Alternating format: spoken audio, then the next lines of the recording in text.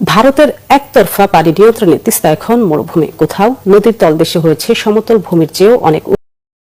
কেন্দ্রীয় সরকার বাংলার জল বিক্রি করে দিচ্ছে, নেট বিক্রি করে দিচ্ছে, মেডিকেল স্টুডেন্ট বিক্রি করে দিচ্ছে। তিস্তায় 14টা হাইডেল পাওয়ার হচ্ছে, তখন চোখে দেখেনি।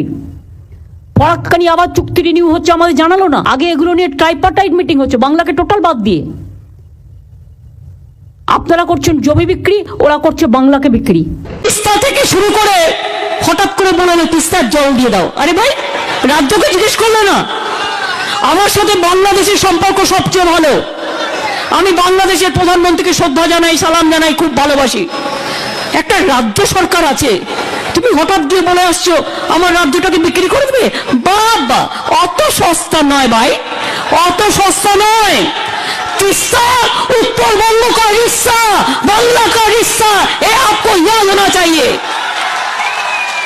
আমি তো বলিনি জল দেবো না, কিন্তু আমি খাবো, তারপরে তো দেবো। আমার ঘরে থাকবে, তারপরে তো আমি দেবো। তাই জিজ্ঞেস করুন ওদের।